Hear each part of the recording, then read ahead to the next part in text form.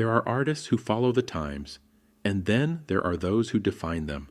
Jim Morrison was one of the latter, a poet, a rebel, and a voice that captured both the beauty and chaos of a generation searching for meaning. Morrison's life was as compelling as his art, filled with creativity, controversy, and a relentless pursuit of truth.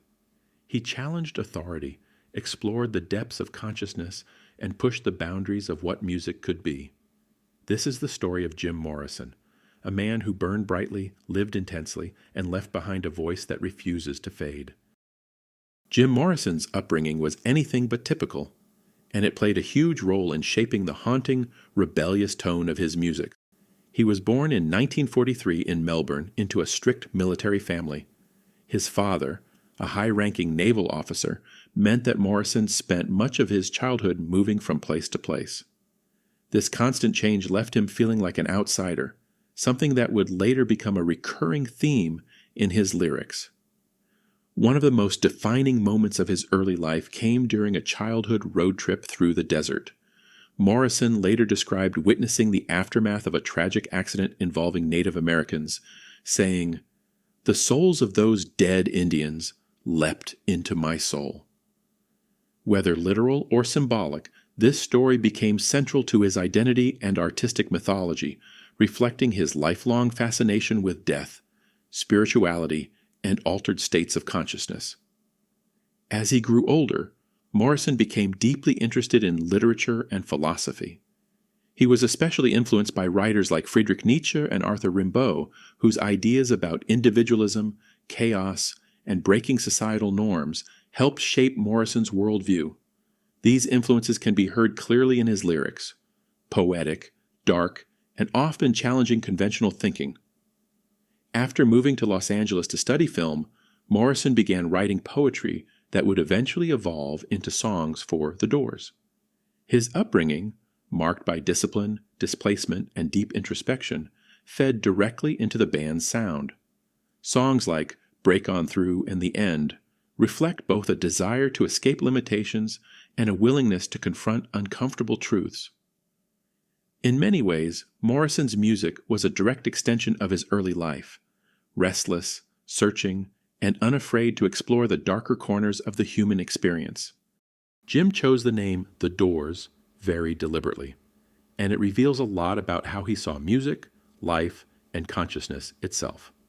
The name comes from the idea of opening doors of perception, a concept explored by Aldous Huxley in The Doors of Perception, which itself was inspired by William Blake's famous line, "If the doors of perception were cleansed, everything would appear to man as it is, infinite." Morrison was fascinated by expanding the mind, through art, philosophy, and sometimes psychedelics, and he saw his music as a way to push people beyond ordinary reality. The band's name wasn't just a label, it was a mission. Behind the scenes, the band itself was a unique mix of personalities. Guitarist Robbie Krieger brought a flamenco-inspired style, keyboardist Ray Manzarek created that signature hypnotic organ sound, and drummer John Densmore added a jazz-influenced rhythm. Unlike many bands of the time, they didn't rely on a bass player. Manzarek handled bass lines with his keyboard, giving their music a distinctive, almost eerie feel. Morrison, however, was the unpredictable center. Early on, he was shy, even turning his back to the audience during performances, but that quickly transformed into the wild, provocative stage presence he became famous for. His improvisations, poetry recitals, mid-song, and sometimes chaotic behavior made every performance feel dangerous and unrepeatable. This unpredictability both fueled the band's success and created tension within it, especially as his struggles with alcohol intensified. His love life was just as intense and unconventional. His most significant relationship was with Pamela Courson, often described as his muse and soulmate. Their relationship was passionate but turbulent, marked by deep connection as well as frequent separations. As the band's success exploded, their relationship became more complicated. Fame brought constant attention, temptation, and pressure. Morrison was often on the road, surrounded by fans, while Pamela lived a more independent life back in Los Angeles. Both of them were known to see other people, and jealousy was a recurring issue. They argued often, sometimes separating for periods of time, but the connection between them never fully broke. Morrison depended on her emotionally, even if he didn't always show it in a stable way. He reportedly called her his cosmic partner, and many believe she inspired much of the emotion behind his lyrics, especially the themes of love, obsession, and conflict. Their lifestyle also played a role in the instability. Heavy drinking, drug use, and the fast pace of the 1960s music scene made it difficult for either of them to maintain balance. Their relationship existed in extremes: deep affection one moment, distance and chaos the next. Despite everything, Pamela remained one of the few constants in Morrison's life during those years. While fame pulled him in every direction, she was someone he kept coming back to, making their relationship a mix of loyalty, passion, and instability. As fame grew, his behavior became more erratic, missing rehearsals, showing up late to shows, or sometimes not performing at all. The infamous incident in Miami in 1969, where he was accused of indecent exposure on stage, marked a turning point. It led to legal battles, damaged the band's reputation, and resulted in canceled concerts across the country. The rebellion that once made him exciting now began to alienate audiences and industry figures alike. Physically and emotionally, Morrison started to change. He gained weight, grew a beard, and distanced himself from the Lizard King image he once embraced. The pressure of fame, combined with his personal struggles, seemed to weigh heavily on him. Those close to him noticed that the man who once commanded the stage with electric energy was becoming increasingly withdrawn and exhausted.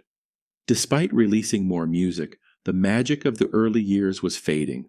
Morrison himself grew disillusioned with the music industry and wanted to be taken seriously as a poet rather than just a rock star. In 1971, he left Los Angeles for Paris, hoping to escape the chaos and focus on writing. Jim lived with Pamela Courson and spent much of his time walking the city, reading, and working on poetry. Friends later said he seemed calmer, trying to recover from the excesses of his past. On the night of July 2nd into the early hours of July 3rd, Morrison and Courson reportedly spent a quiet evening together. Accounts vary, but it's widely believed they returned to their apartment after going out, and Morrison began feeling unwell, complaining of difficulty breathing and a persistent cough, something he had struggled with for some time. In the early morning, he decided to take a bath, possibly to relax or ease his discomfort. At some point, he lost consciousness in the tub. Later that morning, Courson found him unresponsive.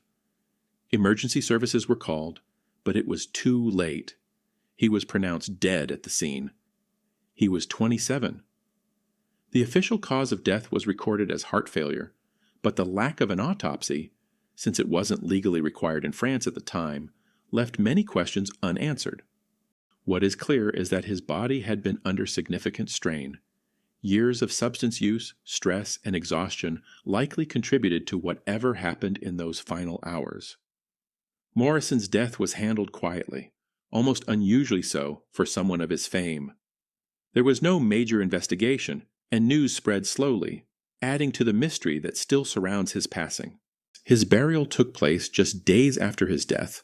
Only a small group of people attended, including Pamela Courson. There was no major public memorial at the time, no large crowds, largely because news of his death hadn't fully spread yet. He was laid to rest in Père Lachaise Cemetery, a place that would later become one of the most visited graves in the world. In the years that followed, his grave transformed into a pilgrimage site.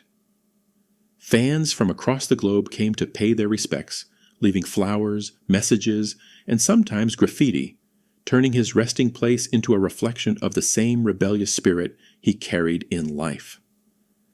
Tragically, Morrison's story didn't end with him.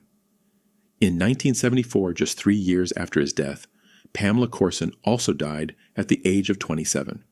Her death was ruled a heroin overdose, and many saw it as a haunting parallel to Morrison's own mysterious passing.